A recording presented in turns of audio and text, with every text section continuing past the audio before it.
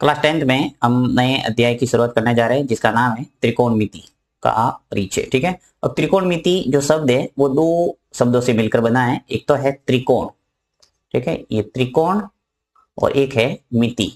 त्रिकोण का जो अर्थ है वो सब जानते होंगे, तीन कोणों वाली आकृति। ठीक है, त्रिकोण का मतलब क्या हुआ, देखिए त्रिकोण, त्रिकोण का मतलब हुआ तीन कोण वाली आकृति, और तीन कोण वाली आकृति कौन सी होती है, त्रिभुज। ठीक है।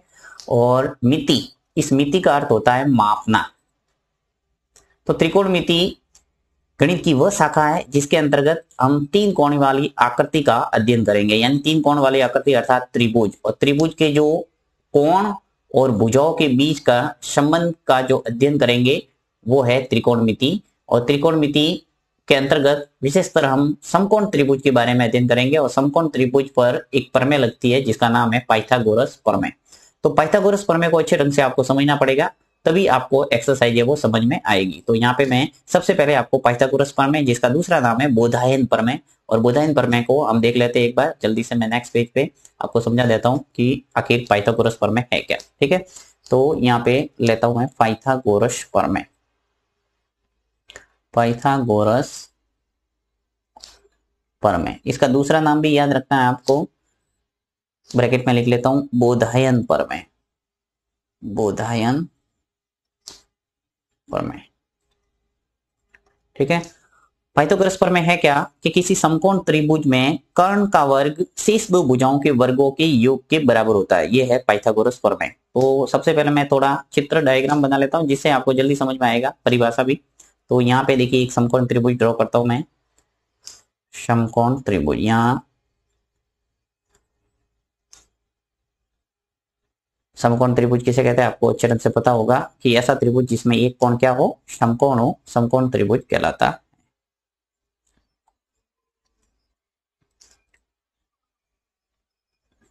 ठीक है। अब यहाँ पे नाम दे देता हूं मैं ए बी सी। मान लो ये ए है, ये बी है और ये सी। अब देखिए समकोण त्रिभुज के अंदर यहाँ पे बन रहा है 90 डिग्री का कोण है।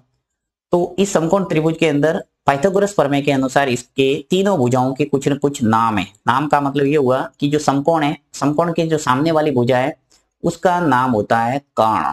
ठीक है। और जहां न्यून कोण होगा उसके सापेक्ष आधार होगा। यहाँ पे मैं नॉर्मली नीचे वाली भुजा को आधार बना देता हूं, आधार।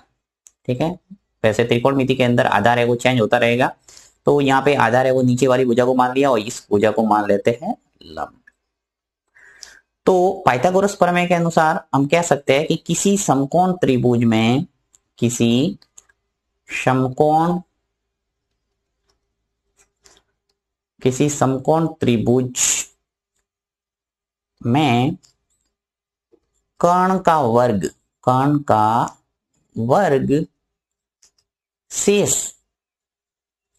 शेष दो भुजाएं। अब शेष दो भुजाएं कौन सी, लंब और आधार। तो शेष दो भुजाएं के वर्ग के योग के बराबर होता है,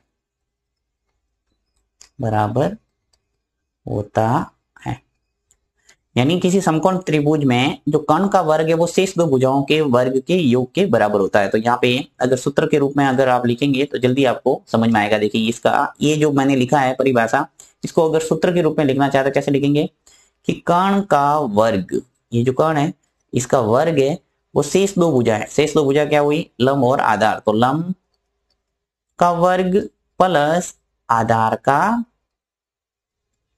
वर्ग। ठीक है। अब ये आपने याद कर दिया, मतलब ये परिभाषा आपको ऑटोमेटिक याद हो गई, क्योंकि कर्ण का स्क्वायर बराबर होता है लंब स्क्वायर प्लस आधार स्क्वायर। लिख लिख के आप प्रैक्टिस कर देना, यही है पाइथागोरस प्रमेय। ठीक है, यानी समकोण त्रिभुज में जो कर्ण का वर्ग है, देखो कर्ण का वर्ग है शेष दो भुजा है। शेष दो भुजा क्या हुई, लंब और आधार के वर्ग के, ये वर्ग कर दिया दोनों का, काट चढ़ा दी दोनों, दो दो, और उसके योग के बराबर होता है, बीच में प्लस का निशान है। तो इसमें कह सकता है कि किसी समकोण त्रिभुज में कर्ण का वर्ग शेष दो भुजाओं के वर्गों के योग के बराबर होता है। अब देखिए यहाँ पे समकोण त्रिभुज के अंदर हमने यहाँ पे नीचे लिए आधार और खड़ी भुजा को लिया है लंब। अब त्रिकोणमिति का जो लेसन हम पढ़ेंगे उसके अंदर आपको आधार को चेंज करते रहना है। किसके सापेक्ष? न्यून कोण के सापेक्ष। तो हम चलते हैं त्रिकोणमिति का अनुपात निकालते हैं एक एक करके और उसके बाद में करेंगे एक्सरसाइज। ठीक है, तो यहाँ पे लेता हूं मैं, देखिए लेते हैं त्रिकोणमितीय अनुपात। त्रिकोणमितीय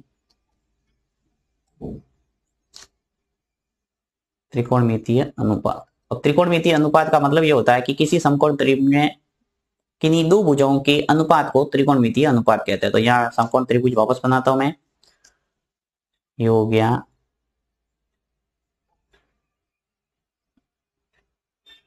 समकोण त्रिभुज। ठीक है, यहाँ पे नाम दे देते वापस इसका ए बी और सी। आपको पता है यहाँ पे 90 डिग्री का कोण बनेगा और 90 के सामने वाली भुजा ये हमेशा फिक्स है कर्ण, इसमें आपको दिमाग लगाने का काम ही नहीं है। समकोण के सामने वाली भुजा होगी वो हमेशा क्या होगी? कर्ण। अब बात आती है न्यून कोण की। देखिए ये दोनों न्यून कोण है, ए और सी पर बनने वाले दोनों न्यून कोण है। अगर न्यून कोण यहाँ पे ले, जिसका नाम दे देता हूं मैं थीटा, लैटिन भाषा का शब्द है थीटा। अगर न्यून कोण यहाँ है तो आधार है वो ये हो जाएगा, और कर्ण ये हो गया, आधार ये हो गया, तो तीसरी भुजा आपको पता ही है कि लंब है वो खड़ी भुजा हो जाएगी। अगर थीटा ये होता तो यहाँ पे आधार लिखते लंब के स्थान पर और यहाँ पे आधार के स्थान पर मैं लंब लिखता। ठीक है, तो वो भी मैं बताऊंगा। एक बार मैं सभी त्रिकोणमितीय अनुपात आपको बता देता हूँ जल्दी जल्दी से कि क्या होता है। देखिए सबसे पहले त्रिकोणमितीय टोटल अनुपात कितने होते हैं? 6। Sine theta, cos theta, tan theta, यानी sine cos tan cot sec cosec. ठीक है, तो एक एक करके 6 अनुपात आपको बता देता हूँ जल्दी से। सबसे पहले लिखता हूं साइन थीटा। ठीक है, तो साइन थीटा बराबर क्या होता है? लंब बटा कर्ण। हिंदी में लिख लेता हूं पहले, लंब बटा कर्ण। अब देखिए यहाँ पे अगर चित्र से हम लंब बटा कर्ण लिखे तो क्या लिखेंगे? लंब क्या है? ए से लगाकर बी तक, तो ए बी लिखूंगा, ए बी बटा कर्ण, कर्ण यानी ए सी। यहाँ पे स्पष्ट आपको दिख रहा है, देखिए ए से लगाकर सी तक जो भुजा है वो क्या है? कर्ण, और ए से लगाकर बी तक है वो क्या है? लंब। यानी साइन थीटा बराबर होता है लंब बटा कर्ण। फिर दूसरा त्रिकोणमितीय अनुपात यानी कॉस थीटा। कॉस थीटा क्या होता है? आधार बटा कर्ण, तो आधार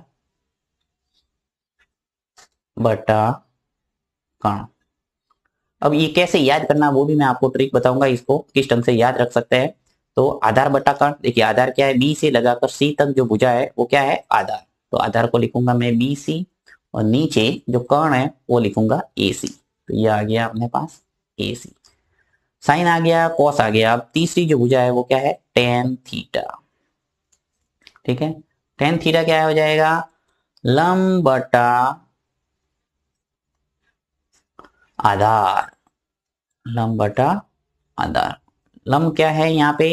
ए बी, तो यहाँ लिखेंगे ऊपर ए बी, और आधार, आधार है वो भुजा क्या है? बी सी, तो यहाँ आ जाएगा बी सी। यानी तीनों आपने त्रिकोणमितीय अनुपात लिख दिया, साइन लिख दिया, कॉस लिख दिया और टेन लिख दिया। अब आपको सिर्फ इनका उल्टा करते जाना है। देखिए साइन का जो उल्टा है वो क्या होता है? कोसेक। तो यहाँ पे लिख सकते हैं हम कोसेक थीटा। तो कोसेक थीटा क्या हो जाएगा? साइन का उल्टा, यानी इसको करेंगे कर्ण बटा लंब। तो यहाँ लिखूंगा, चलिए मैं कलर चेंज कर लेता हूँ जिससे आपको समझने में आसानी रहेगी। इसको मैं व्हाइट से लिख देता हूँ ताकि आपको तीन ही याद करने हैं, और तीन का उल्टा करेंगे तो तीन और आ जाएंगे। तो यहाँ पे मैं कोसेक थीटा लिखता हूँ, कोसेक थीटा। अब कोसेक थीटा को क्या होता है? कर्ण बटा लंब। देखिए साइन है वो क्या है? लंब बटा कर्ण, तो कोसेक थीटा हो जाएगा कर्ण बटा लंब। कर्ण ऊपर आ जाएगा और लंब है वो नीचे, यानी कि ए सी बटा हो जाएगा हमारे पास ए बी।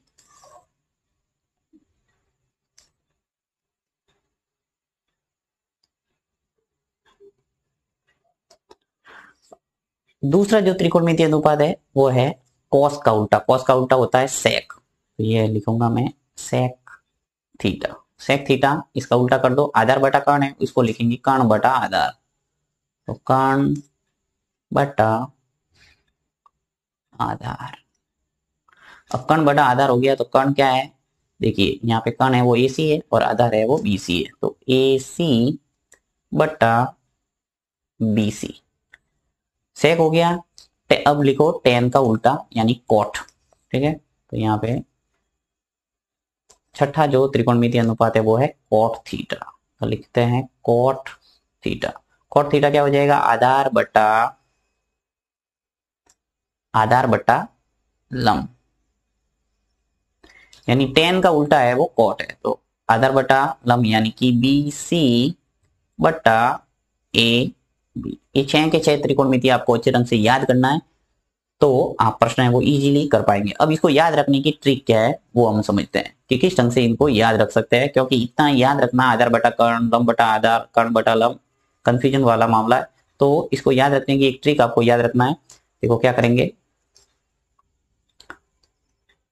यहाँ मैं आपको अलग से बता देता हूं।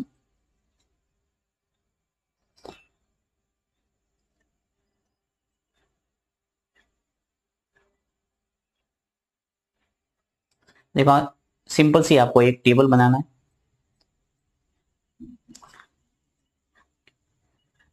ऐसे एक ही टेबल के अंदर 6 के 6 त्रिकोणमिति इजीली आ जाएंगे। देखो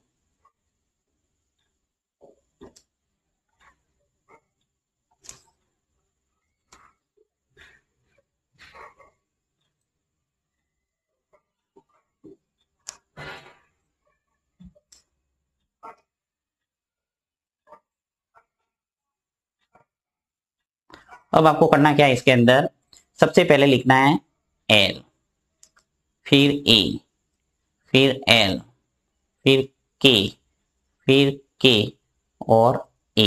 अब देखो इसको अगर पढ़े तो क्या हो जाएगा, LAL मतलब लाल हो गया, और KA का मतलब कक्का, तो लाल बटा कक्का।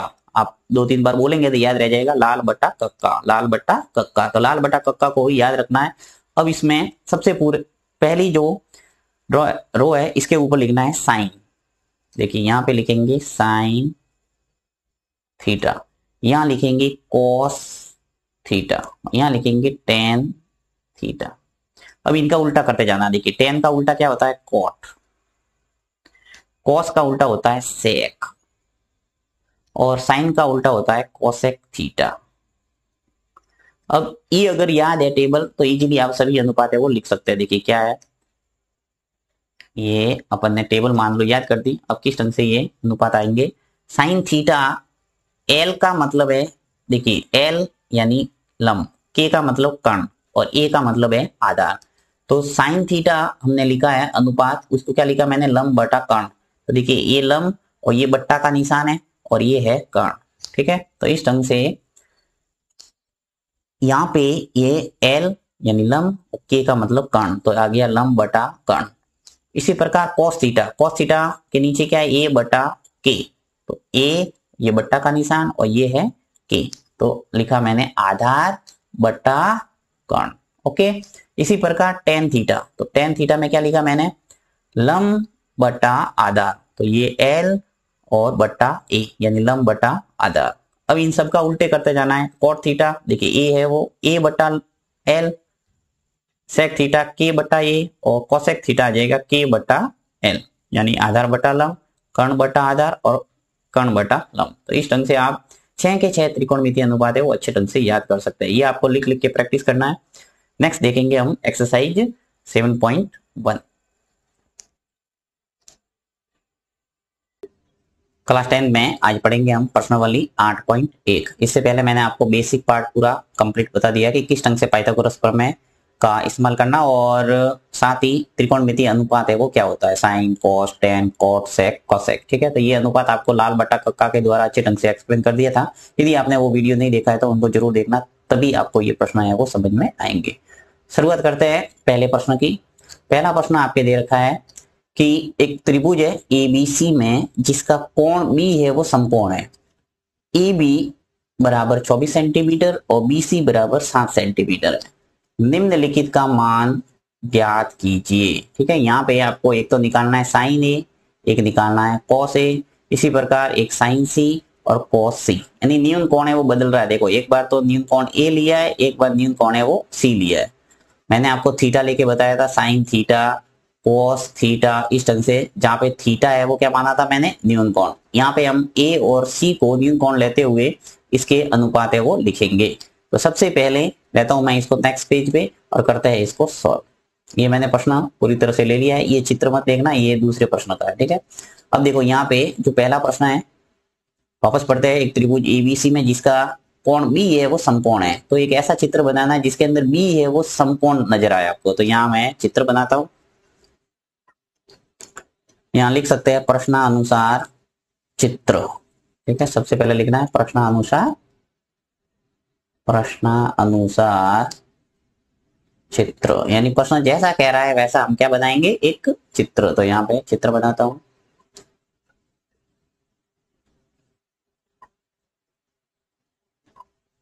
ठीक है, ये हो गया एक समकोण त्रिभुज। अब देखिए सबसे पहला काम है, बी है वो समकोण है। यहाँ स्पष्ट कह रहा है कि बी है वो क्या है, समकोण। बी पे समकोण है, तो यहाँ पे बी है वो पहले से लिख लो। जहां समकोण बनेगा, समकोण का बनेगा, यही बनेगा 90 डिग्री का कोण, इसलिए बी पहले लिख दिया। अब चाहो तो यहाँ ए लिखो, और आप चाहो तो यहाँ ए लिख सकते हैं, तो कहीं भी लिख सकते हैं। मैं यहीं लिख लेता हूँ ए बी, और ये हो गया सी, ठीक है। ए बी और सी एक त्रिभुज बन गया, जैसा बोला था इसने। ये त्रिभुज एबीसी में जिसका कोण बी है वो समकोण है, तो बी पे समकोण है। अब देखो आगे क्या कह रहा है कि ए बी है वो 24 सेंटीमीटर है, तो ए से लगाकर बी तक कितना दे रखा है, 24 सेंटीमीटर। बी सी कितना दे रखा है, 7 सेंटीमीटर। तो यहाँ बी से लगाकर सी तक लिख लो 7 सेंटीमीटर। निम्नलिखित का मान ज्ञात कीजिए। अब साइन एक कॉस ए निकालेंगे। तो सबसे पहला काम तो ये है कि जो भी समकोण त्रिभुज है इसकी तीनों भुजा आपके पास में होनी चाहिए। तो दो भुजा आपको नजर आ रही है, 7 नजर आ रही है और 24 सेंटीमीटर नजर आ रही है, यानी लंब और आधार आपके पास में है, कर्ण आपके पास में नहीं है। यानी समकोण के सामने वाली जो भुजा होती है वो क्या होती है, कर्ण, जिसे हम ए सी से प्रेजेंट करें यहाँ पे। तो सबसे पहला काम है आपको कर्ण निकालना। तो यहाँ पाइथागोरस प्रमेय का इस्तेमाल करेंगे, कल मैंने बताया था, जिसका दूसरा नाम बोधायन प्रमेय भी है। तो यहाँ लिखेंगे पाइथागोरस प्रमेय से। पाइथागोरस प्रमेय से क्या होता है, कर्ण स्क्वायर बराबर लंब स्क्वायर प्लस आधार स्क्वायर। तो यहाँ पे सीधा मैं जो भी नाम है उसके अकॉर्डिंग ही चलूंगा। देखिए ए सी स्क्वायर, ये है कर्ण, यानी कर्ण स्क्वायर हो गया, बराबर लंब स्क्वायर प्लस आधार स्क्वायर। तो किसी को भी लंब और आधार मानेंगे यहाँ पे, क्योंकि पहले से अभी डिसाइड नहीं है न्यून कोण। तो यहाँ से मैं ले लेता हूँ ए बी, यानी ये आधार हो गया, और बी सी ये हो गया लंब, ठीक है। यानी कि मैंने क्या लिखा है, कर्ण स्क्वायर बराबर लंब स्क्वायर प्लस आधार स्क्वायर। ओके, अब ए सी मुझे निकालना है। ए सी को ऐसे कि ऐसे रखूंगा, बराबर ए बी है वो कितना है, 24 सेंटीमीटर। तो यहाँ पे 24 सेंटीमीटर लिख लो, ऊपर का चढ़ा दो। फिर प्लस बी से लगाकर सी, ये कितना है, 7 सेंटीमीटर। तो यहाँ पे लिखेंगे 7 सेंटीमीटर, यहाँ लिखो 7 और उसके ऊपर का 2। अब इसको सरल करो। देखो ए सी का जो स्क्वायर है वो कितना आ जाएगा, 24 के ऊपर घात है वो कितनी है, 2, यानी 24 इंटू 24 करना है। तो 24 इंटू 24 करेंगे तो क्या आ जाएगा, 576। गुणा कर सकते हैं इजीली, तो 576। फिर प्लस 7 के ऊपर घात 2 है, यानी 7 इंटू 7 करना है। तो 7 इंटू 7 कितने हो जाएंगे, 49, ठीक है। तो ए सी का स्क्वायर बराबर कितना हुआ, देखो 576 और 49 कितने हुए, टोटल 625। अब आपको निकालना क्या है, एसी। तो एसी के ऊपर जो घात 2 है वो जैसे ही हम हटाएंगे यहाँ से, तो यहाँ आ जाएगा आगे वर्गमूल का चिन्ह। ध्यान रखना ये हमेशा कि घात हटती है तो आगे वर्गमूल का चिन्ह लगाना। ये वर्गमूल आ जाएगा और सीधा आ जाएगा 625 इसके अंदर। यहाँ से मैंने 2 घात है वो हटा दी, आगे वर्गमूल का चिन्ह लगा दिया। अब ए सी आ गया मेरे पास 25, क्योंकि 625 का जो वर्गमूल है वो कितना आता है, 25। आप करके देख लेना, 25 इंटू 25 आ जाएगा 625, यानी 625 का जो वर्गमूल है वो क्या आएगा, 25। ए सी निकल के आ गया आपके पास में कितना, 25। मैं यहाँ लिख लेता हूं। देखिए यहाँ पे ए से लगाकर सी तक ये आपके पास आ गया 25। अब तीनों भुजा आपके पास में है, देखिए 7, 24 और 25 तीनों भुजा है। अब आप इजीली जो आपको पूछा है वो अनुपात लिख सकते हैं। तो सबसे पहला हमें पूछा है यहाँ पे ये तो लेता हूं मैं साइन ए और एक पूछा है कॉस ए, तो साइन ए लिख लेता हूं। देखिए साइन बराबर होता क्या है, कल हमने देखा था कि साइन बराबर क्या होता है, लंब बटा कर्ण। तो लंब बटा कर्ण, देखिए यहाँ पे साइन ए की बात हो रही है, तो ए है वो न्यून कोण बनाना है, इसको अच्छे ढंग से समझना। पहले देखो यहाँ पे थोड़ा बता देता हूं आपको, ये जो ए है इसको बनाना है न्यून कोण, ठीक है। अब न्यून कोण ये है, इसका मतलब ये क्या हुआ, ये आधार, मैं लिख के बता देता हूं सभी। देखिए ये हो जाएगा आधार। अब देखो ये कर्ण फिक्स है क्योंकि समकोण के सामने वाली जो भुजा है वो कर्ण होती है।